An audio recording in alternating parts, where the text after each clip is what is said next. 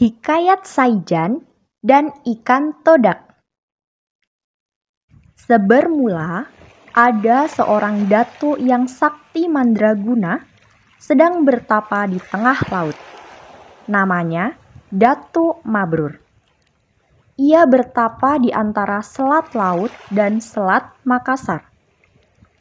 Siang malam, ia bersemadi di batu karang di antara percikan buih, debur ombak, angin, gelombang, dan badai topan. Ia memohon kepada Sang Pencipta agar diberi sebuah pulau. Pulau itu akan menjadi tempat bermukim bagi anak cucu dan keturunannya kelak. Hatta, ketika laut tenang, seekor ikan besar tiba-tiba muncul dari permukaan laut dan terbang menyerangnya. Tanpa beringsut dari tempat duduk maupun membuka mata, Datuk Mabrur menepis serangan mendadak itu. Ikan itu terpelanting dan jatuh di karang. Setelah jatuh ke air, ikan itu menyerang lagi. Demikian berulang-ulang. Di sekeliling karang, ribuan ikan lain mengepung, memperlihatkan gigi mereka yang panjang dan tajam, seakan prajurit siap tempur. Pada serangannya yang terakhir, ikan itu terpelanting jatuh, persis saat Datuk Mabrur membuka matanya. Hai ikan, apa maksudmu mengganggu semadiku? Ikan apa kamu? Aku ikan todak, raja ikan todak yang menguasai perairan ini. Semadimu membuat lautan bergelora. Kami terusik dan aku memutuskan untuk menyerahmu. Tapi engkau memang sakti, Datuk Mabrur. Aku takluk, katanya megap-megap. Matanya berkedip-kedip menahan sakit. Tubuhnya terjepit di sela-sela karang tajam. Jadi, itu rakyatmu. Datuk Mabrur menunjuk ribuan ikan yang mengepung karang. Ya, Datuk. Tapi sebelum menyerangmu tadi, kami telah bersepakat. Kalau aku kalah, kami akan menyerang dan mematuhi apapun perintahmu. Datuk, tolonglah aku. Obati luka-lukaku dan kembalikanlah aku ke laut. Kalau terlalu lama di darat, aku bisa mati. Atas nama rakyatku, aku berjanji akan mengabdi padamu bila engkau menolongku, Datuk. Raja ikan todak mengiba-iba, seolah sulit bernapas. Insangnya membuka dan menutup. Baiklah, Datuk Mabrur berdiri. Sebagai sesama makhluk ciptaannya, aku akan menolongmu. Apapun permintaanmu, kami akan memenuhinya, Datuk.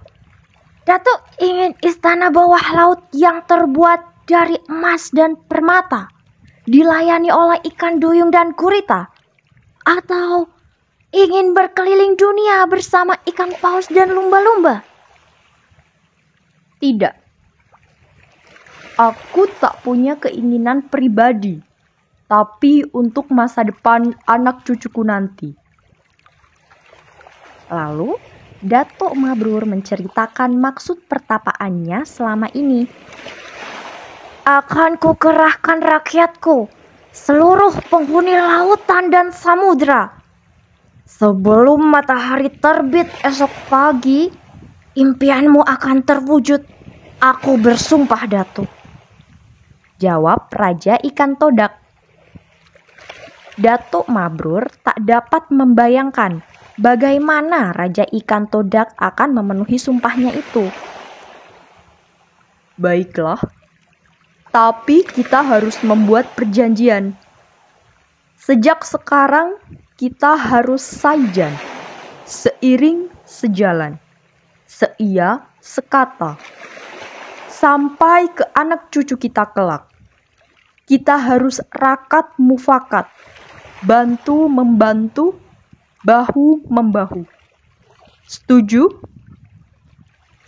Setuju, Datuk, Sahut Raja Ikan Todak yang tergolek lemah.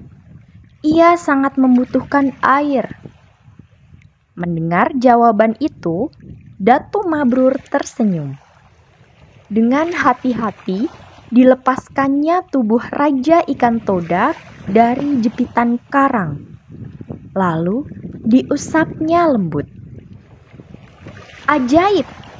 Dalam sekejap, darah dan luka di sekujur tubuh Raja Ikan Todak itu mengering. Kulitnya licin kembali seperti semula, seakan tak pernah terluka. Ikan itu menggerak-gerakkan sirip dan ekornya dengan gembira. Dengan lembut dan penuh kasih sayang, Datuk Mabrur mengangkat Raja Ikan Todak itu dan mengembalikannya ke laut. Ribuan ikan yang tadi mengepung karang kini berenang mengerumuninya, melompat-lompat bersukaria. Saijan! Seru Raja Ikan Todak sambil melompat di permukaan laut. Saijan! Sahut Datuk Mabrur.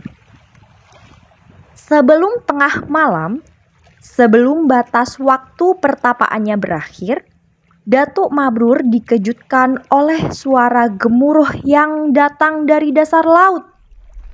Gemuruh perlahan tapi pasti. Gemuruh suara itu terdengar bersamaan dengan timbulnya sebuah daratan dari dasar laut. Kian lama, permukaan daratan itu kian tampak.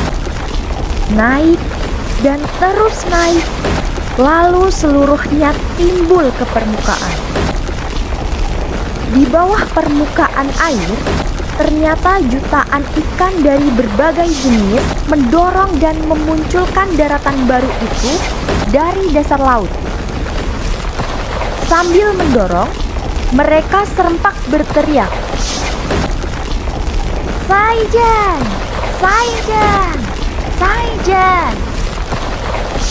Datuk Mabrur tercengang di karang pertapaannya. Raja Ikan Todak telah memenuhi sumpahnya. Bersamaan dengan terbitnya matahari pagi, daratan itu telah timbul sepenuhnya, berupa sebuah pulau lengkap dengan ngarai, lembah, perbukitan, dan pegunungan. Tanahnya tampak subur, pulau kecil yang makmur. Datuk Mabrur senang dan gembira. Impiannya tentang pulau yang akan menjadi tempat tinggal bagi anak cucu dan keturunannya telah menjadi kenyataan. Permohonannya telah dikabulkan. Dengan memanjat puji dan syukur kepada Sang Pencipta, ia menamakannya Pulau Halimun. Alkisah, Pulau Halimun kemudian disebut Pulau Laut, sebab ia timbul dari dasar laut dan dikelilingi laut. Sebagai hikmahnya, kata Saijan dan Ikan Todak dijadikan slogan dan lambang pemerintah Kabupaten Kota Baru.